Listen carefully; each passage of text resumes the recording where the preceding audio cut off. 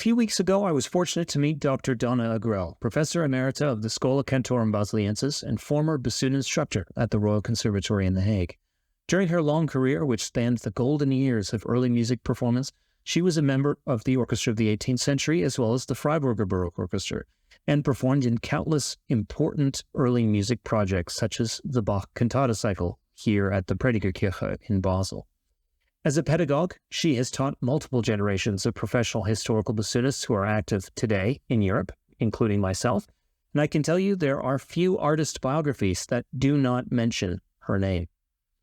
I wanted to interview Donna for this channel to ask her a number of questions centered around the theme of beginning the Baroque bassoon. Now, some of these questions have been posed to me in private messages and emails from people like you, and I thought it would be beneficial for you to hear her take. So, are you ready for this? It's morphin' time! Brontosaurus!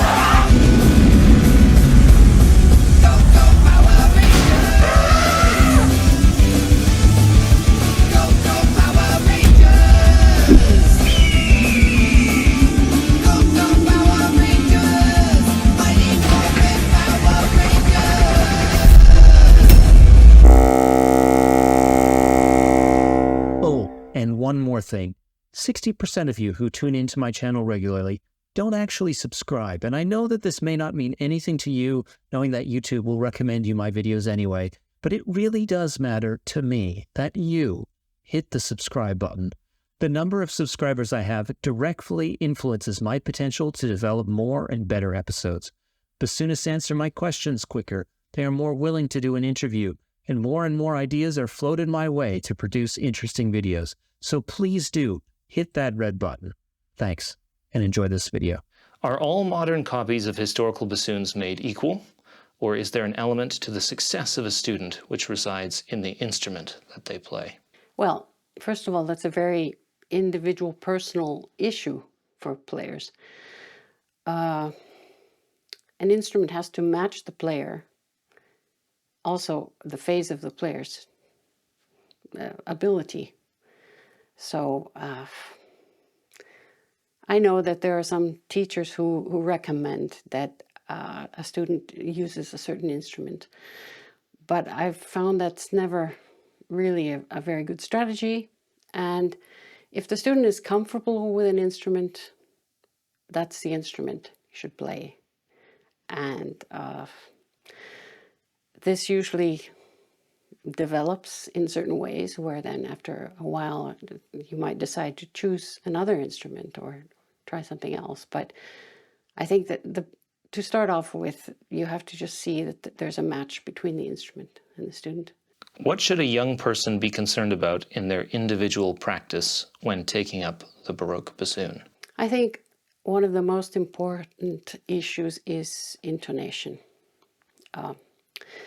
The historical instruments anyway have differences in tone color that they might not be used to if they're coming from the modern bassoon.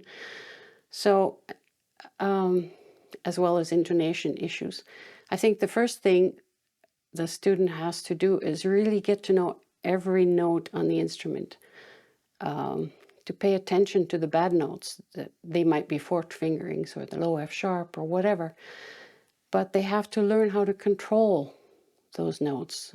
And I think it's just good in the beginning to get to know each note very well, to know what you need to do for an attack or a pianissimo, long tone or anything like that. It's really just about getting to know the instrument in a way that maybe they haven't experienced before. To center that note, do you recommend to listen to a drone in an individual basis, or to look at a tuner? There are different ways, and I've never used a drone. I can't imagine that would work for me, but it might work for someone else. You have to see what works. Again, it's very personal. Some people can't stand the sound of a drone, like me, and others find looking at a tuner a bit mystifying. So, whatever. What would you say in general about reed making for those entering the historical bassoon world for the first time? It's a difference if somebody is an accomplished reed maker already, a modern bassoon reed maker. Because one is dealing with different dimensions, I think it's a good idea to review the principles of how dimensions, shapes, wires influence the reed, so as not to fall into traps of thinking it just might be the same as on a modern reed. Then really going through the concepts of how a reed functions, I think, would be the first thing to think about, because dealing with different dimensions can really really change the whole ball game. And what you want is a reed that works. So I go back to the basics is what I would suggest someone who's starting. Would you say that a reed that could function for their instrument could be made in a sort of foreign way to someone who's an experienced reed maker? What do you mean exactly? So when you said relearn the principles, so in fact what it could be is that something that might be a solution for the modern bassoon might not be a solution for the Baroque. That's entirely possible, yes. And you're dealing with other aspects of what the reed has to do. Forked fingerings and so on. I mean, these all require special attention in a reed. It's a process, and it's useful to of course be able to make experiments, but you have to really not stray away from the concept of how this reed works. What's the best advice you could give a young person who is interested in becoming a pro historical bassoonist today? Find the best teacher that you can for yourself. That means maybe going for lessons with different teachers. Find the best school. Find the best situation where you can thrive. That's one thing. Go to summer courses with other students you might not otherwise come into contact with, and other teachers. Play as much as possible. You have to listen to music. You have to read about music. And it's something you can't really determine yourself. You have to have a passion for it. If you don't have a passion, then maybe you're wasting your time. You have to be sure that this is something you have to do. You have to do. It's if you're thinking, well, I could study this or I could study that, then that's already the answer. If you're already considering other options, probably this isn't for you.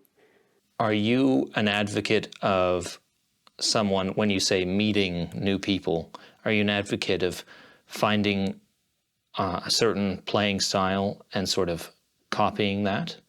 Or do you, when you recommend to meet as many people as possible, are you trying to introduce a diverse, you should be able to incorporate a diverse array of ideas and sounds? It's true, because you have to develop yourself as a musician. You can't take this from someone else, and that's a process. And if you have more influences, you can,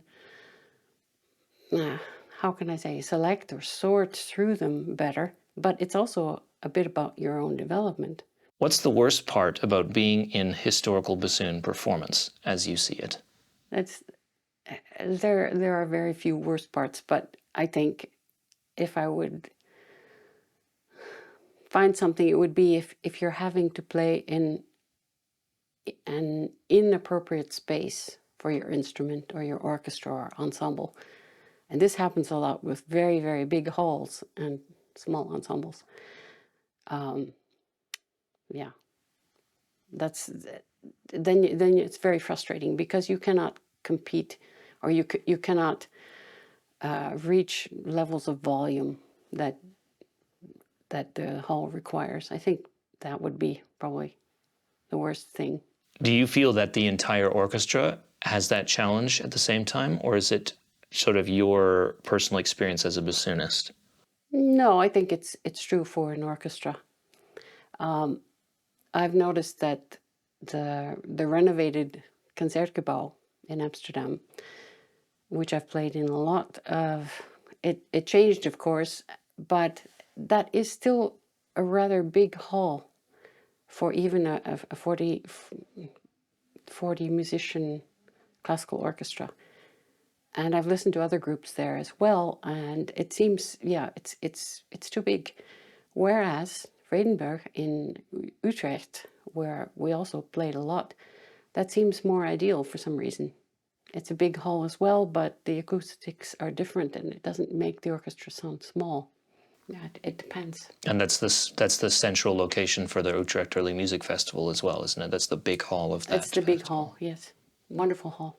For study purposes, are you more encouraging of people studying the sonata repertoire or the concerto repertoire? I don't make any difference here. For study purposes, I mean, it's there aren't that many pieces available, so it doesn't matter. Again, I think the study program is something that the student reacts to very differently, and therefore I had a particular student who really enjoyed his warm-ups, and that was perfect for him. And he told me that it would take him an hour or two sometimes to go through all the keys. Fine. You have to make a program that fits. If you're not motivated to play your program, a teacher can't do that for you. It's very rare to see symphonic orchestra-style auditions take place for period ensembles because the industry is based on freelance musicians, but from time to time auditions do take place. For example, recently in California. If you were to chair a jury for a period orchestra bassoon audition, what would you want to hear? I don't believe in these sort of auditions. I wouldn't want to give a list of excerpts because I find listening to excerpts out of context is meaningless. I was thinking about this and wondered where this whole symphonic audition tradition came from. Who started this business anyway? And then in the 80s, I think 80s or 90s, 70s, 80s or 90s, they started blind auditions to make matters worse, in my opinion. What job interview would have a blind audition for someone? I mean, I've never heard about it in any other field, and it seems rather odd to me because you're not just buying, or you're not just hiring a machine to play everything correctly, but you're hiring a person. So I have a real problem with this idea about these sort of auditions. And fortunately, most early music ensembles don't do this. They have members, yes. It's not like everything is a gig orchestra or that everything is one time this person and the next another. But it's really important to know how a musician fits in an orchestra or an ensemble. And you can do this with trials. You can do this by inviting a select number of people to come and play projects or concerts, to hear how they fit, to see how they work together with their colleagues. I think this is essential.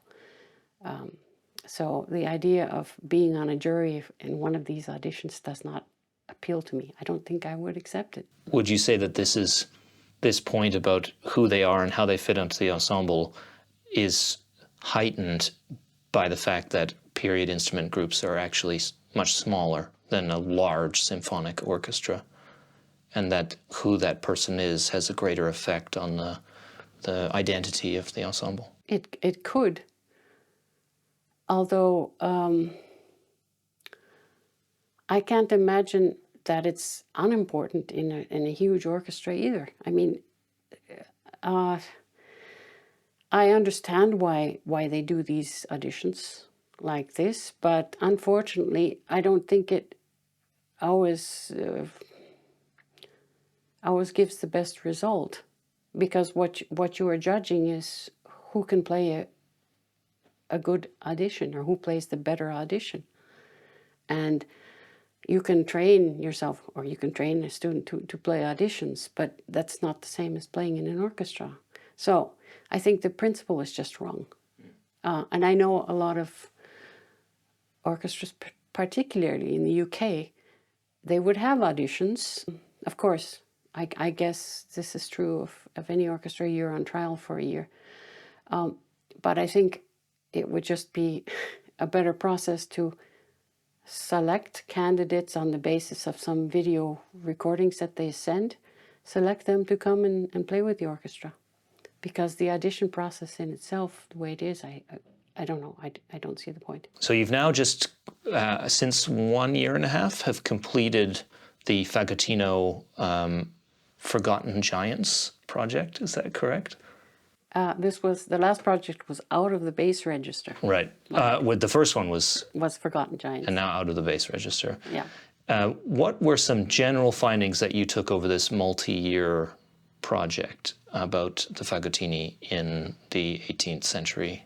The first important point that we wanted to clarify was how many instruments do we know about? And we were able finally to locate over 130 of them that have survived.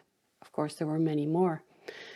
And we were able to then make an instrument catalog. That's very useful because there wasn't anything before. And we replicated 4 models. That was also a major point. Using 3D technology beforehand, so we had those instruments scanned, had 3D print copies made, and constructed conventional models. All a very important process for the maker as well. Gave a lot of interesting data that might not have been possible otherwise. So that was very useful. We had instrument to play, and the time was actually too short to do everything we wanted. We also explored the repertoire possibilities for the small bassoons. Found more than we thought, but just as often as not, found scores or remembered seeing scores and then followed up of passages or pieces that were actually too high or extremely high, very, very awkward, which could be solved, of course, by taking a smaller instrument, just as other woodwind players take other instruments when they go into uncomfortable keys or registers. So that was already quite a bit. Instruments, repertoire. The history is also, it's a bit mysterious, but we found reports of soloists, virtuosos who were playing small instruments solo in solo concerts. So there was some evidence of this. Pedagogical evidence, we didn't find a lot of it. There are a few mentions here or there, but that doesn't rule out that small instruments were not used pedagogically. Yeah, well, have a look at our website. All of the material is there. And we're publishing a book. It will come out in November. It will have articles from our last symposium with different authors and with different subjects, and it will include the instrument catalog. The book will also be available online. What do you think the next chapter in historical bassoon performance for bassoonists active today, or for those currently in training? What is the next chapter? I don't think it's a completely new chapter. There has to be more research, indeed. I'm thinking about our research projects with the small bassoons, the fagottini and the tenorins. That will be a new chapter, I think, because it'll change maybe the way we look at the repertoire and how we play it and with what instruments. So more research, and there are probably other subjects. I have a good colleague who is researching the role of the bassoon in classical symphonies where it's not notated in the score. That's another interesting research topic. There are many things. So more research indeed. As far as performance goes, many of the material issues that we had 20, 30, 40 years ago are behind us. We have great instruments to play. We have all kinds of resources that we didn't have before, with online strategies of listening to music and even getting scores. All of this, it all goes much faster. So I do think then the level of performance has, you've seen a huge increase in the level. That's normal. One doesn't have to spend a lot of time traveling to libraries or to get scores and so on and so forth. So you have more time to practice, make better reads. I don't think it's a new chapter. It just having more time to play and do research. I think those are the merkmalen, the characteristics of what's coming. Donna Agrell, thanks very much for speaking to me today. My pleasure, Andrew. Anytime. If you've enjoyed this video, please consider becoming a patron via Patreon or by buying a read from bassoons.ch. Thanks for watching. You take it easy. Bye-bye.